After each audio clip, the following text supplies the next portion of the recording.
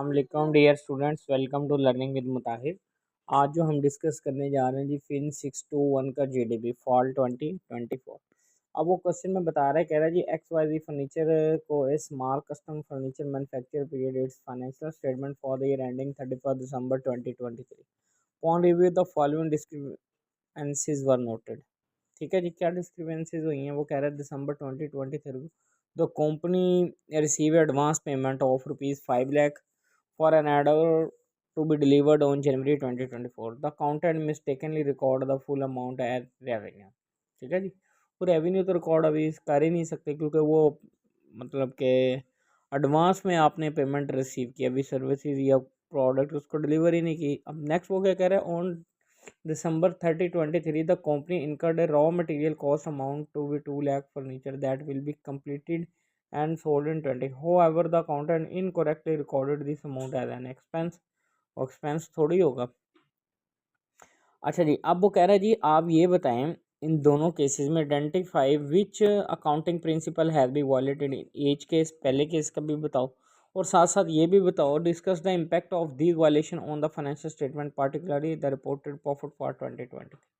Simple सी बात है, जो पहला उसने किया जी वो रेवेन्यू रिकग्निशन प्रिंसिपल्स की वायलेशन किया है। रेवेन्यू रिकग्निशन प्रिंसिपल को हम जो है ना रियलाइजेशन प्रिंसिपल भी कहते हैं। इसका फाइनेंशियल स्टेटमेंट के ऊपर क्या इम्पैक्ट होगा, इससे आपका प्रॉफिट जो है ना वो ओवर स्टेटेड हो गया 5 लाख। ठीक है, अब this is because the revenue was recognise prematurely before the order was delivered. ठीक है जी, अभी ऑर्डर डिलीवर ही नहीं हुआ, हमने एडवांस में उसको एज एन इनकम रिकॉर्ड कर लिया। ठीक है, इससे आपका प्रॉफिट ओवर स्टेटेड हो गया 5 लाख। अच्छा जी, दूसरे में आपने वो क्या बताया, वो कह रहे जी मैचिंग प्रिंसिपल को फॉलो नहीं किया। मैचिंग प्रिंसिपल को वो कहता है कि आप एक्सपेंस रिकग्निशन प्रिंसिपल भी बोलते हैं। इसका इम्पैक्ट क्या हुआ फाइनेंशियल स्टेटमेंट को? इसका इम्पैक्ट ये हुआ कि इससे आपका प्रॉफिट जो है, क्योंकि आपने उसको एज एन एक्सपेंस रिकॉर्ड कर दिया। जब आपके एक्सपेंस ज़्यादा होंगे तो ओबियसली आपका प्रॉफिट कम होगा, तो इससे आपका प्रॉफिट क्या है वो अंडरस्टेटेड हो गया। ठीक है जी, अब वो कह रहे हैं this is because the expenses were recognised prematurely before the material were use to generate revenue. ठीक है, ये जी सोल्यूशन फाइल अवेलेबल है, वैसे सारा सोल्यूशन भी गिवन आपको बता दिया। किसी बच्चे को फिर भी कोई प्रॉब्लम हो रही है तो मेरे व्हाट्सअप वाले नंबर पे कांटेक्ट कर ले, इसकी सोल्यूशन फाइल मिल जाएगी।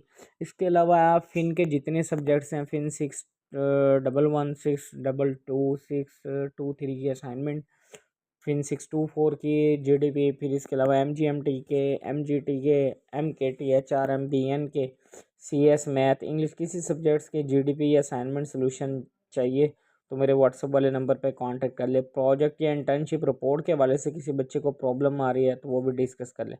मिड टर्म के हवाले से किसी बच्चे को इशू है कि वो उसकी प्रिपरेशन नहीं है, वो किस तरह प्रिपरेशन करे, कैसे अपने मार्क्स अच्छे ले सकते हैं, किसके ग्रेड में इशू आ रहा है, तो जी कांटेक्ट करिए, चैनल के साथ जुड़े रहिए। इंशाल्लाह नेक्स्ट वीडियो मिलते हैं। अल्लाह हाफिज़।